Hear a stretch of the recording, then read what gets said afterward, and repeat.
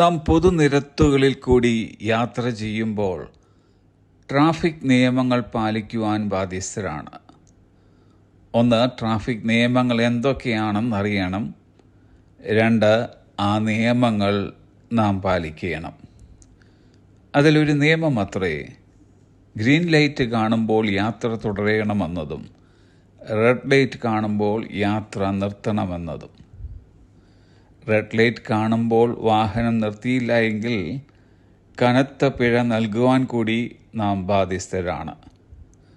ആയതുപോലെ നമ്മുടെ ഈ ജീവിത യാത്രയിൽ ദൈവവും നമുക്ക് ചില നിയമാവലികൾ നൽകിയിട്ടുണ്ട്.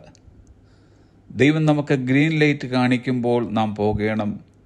ദൈവം നമുക്ക് റെഡ് ലൈറ്റ് കാണിക്കുമ്പോൾ നാം നിൽക്കണം. പൗലോസും കൂട്ടുവേലക്കാരുമായി മിഷണറി യാത്ര നടത്തുമ്പോൾ ആസിയയിൽ വചനം പ്രസംഗിക്കരുതെന്ന് പരിശുദ്ധാത്മാവ് വിലക്കി. അത് കഴിഞ്ഞ് ബിഥുന്യയിലേക്ക് പോകുവാൻ ശ്രമിച്ചപ്പോഴും പരിശുദ്ധാത്മാവ് അവരെ സമ്മതിച്ചില്ല. അതേ തുടർന്ന് അവർ ത്രോവാസിലെത്തിയപ്പോൾ ഒരു മക്കദോനിയക്കാരനായ പുരുഷൻ ഞങ്ങളെ സഹായിക്കുക എന്ന് അപേക്ഷിക്കുന്നതായി പൗലോസ് ഒരു ദർശനം കണ്ടു. പരിശുദ്ധാത്മാവ് പൗലോസിനെ മക്കദോനിയയിലേക്ക് പോകുവാൻ അനുവദിച്ചു. ആസിയയിലേക്ക് പോകുന്നതിന് റെഡ് ലൈറ്റും മക്കദോനിയയിലേക്ക് പോകുന്നതിന് ഗ്രീൻ ലൈറ്റും ലഭിച്ചു. എന്തുകൊണ്ടായിരിക്കാം പലയിടങ്ങളിൽ പോകുവാൻ ഗ്രീൻ ലൈറ്റ് കാണിച്ച പരിശുദ്ധാത്മാവ് ആസിയയിൽ പോകുവാൻ റെഡ് ലൈറ്റ് കാണിച്ചത്? ഒന്ന്, ആസിയയിൽ പോകുവാനുള്ള സമയം അതല്ലായിരുന്നു.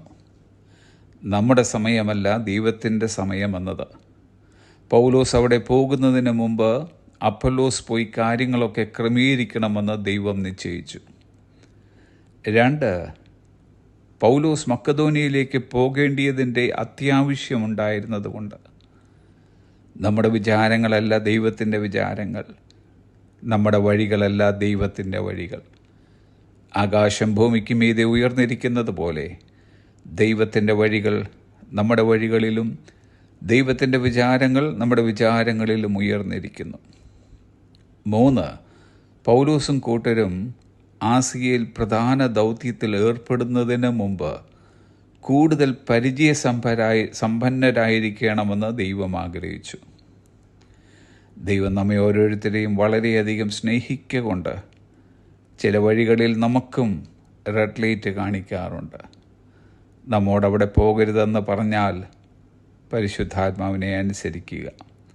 46-ാം സങ്കീർത്തനം 10-ാം വാക്യം, മിണ്ടാതിരുന്ന് ഞാൻ ദൈവമെന്നറിഞ്ഞുകൊള്ളുവീൻ എന്ന് വെച്ചാൽ ദൈവത്തെ ചോദ്യം ചെയ്യാതെ മിണ്ടാതിരുന്ന് അവിടുന്ന് പറയുന്നത് കേട്ടനുസരിക്കുക എന്നർത്ഥം.